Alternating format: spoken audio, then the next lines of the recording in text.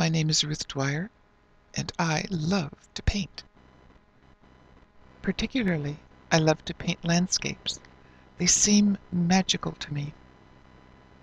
And what can be more magical than a farm? In this painting, Mrs. Stewart's farm, the crops in the fields all reflect light so differently, creating the most beautiful patterns, colors, and alternating shapes. A cloud bank is just forming near the barn in the distance. And often, one very large field with a single crop can have many variations of one color, such as happens in this work, Mr. McFarlane's farm. There are many variations and complexities of one color, red. And equally important in the landscape is the role of the sky, the atmosphere, and the clouds.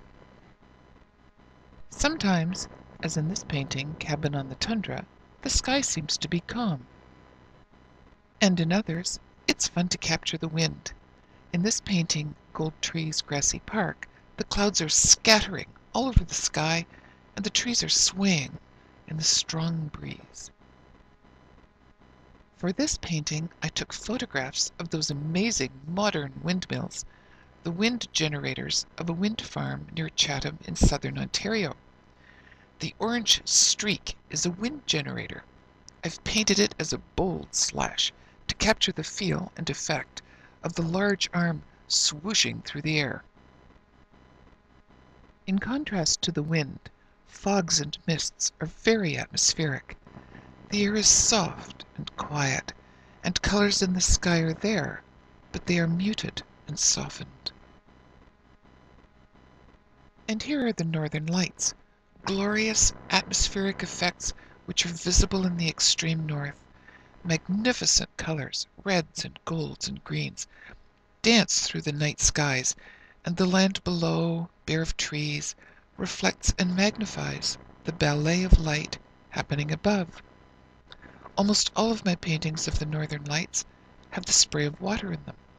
There is a remarkable amount of water in the far north. There are many lakes, and of course, there are the waters of the Arctic Sea.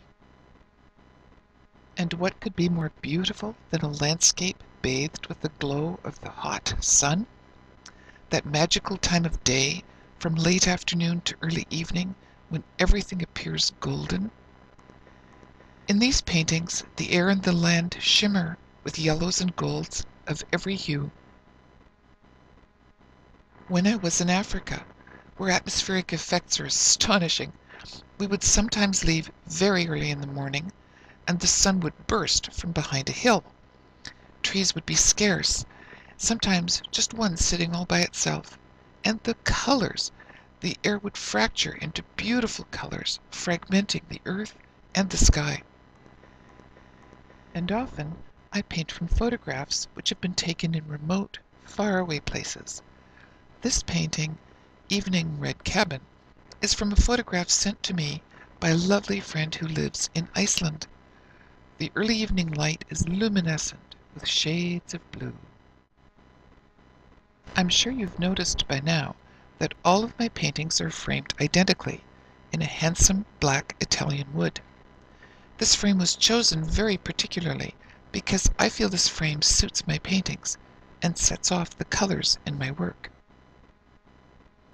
This painting, Walker's Cabin, Crystal Lake, was named after an intriguing character in a book written by a wonderful Canadian author, Linwood Barclay. Much of the mystery, very funny and also quite mysterious, takes place at a cabin on Crystal Lake, which I could not resist painting. The painting comes with a copy of the book, Lone Wolf. Landscapes, of course, speak of the outdoors. Allow me to introduce you to high-tech paintings which, amazingly, can be hung outdoors, in your gardens, on a wall, in full sunshine, wind and rain, 24 hours per day, all year round. These images are on aluminum and are guaranteed never to rust or fade or peel or crack. This is because of a miraculous new technique which incorporates the pigments right into the aluminum. And of course, this means that these outdoor paintings can also hang in lanais and porches, as you see here, near Naples, Florida. And this is so amazing to me. These specialty high-tech works of art can be made in any size at all, from small to medium, or as large as the size of a highway billboard. I don't know of too many gardens that would require a billboard-sized painting, but if you need it, it can be done. So, thank you for joining me. I would like to thank a few people, my instructors, Patricia Karen Gagich and Marilyn Crawford, Chris Falk of the Catherine Butler Gallery in Sarasota, Florida, and Indira Chaudhry of the Trias Gallery in Toronto, Ontario.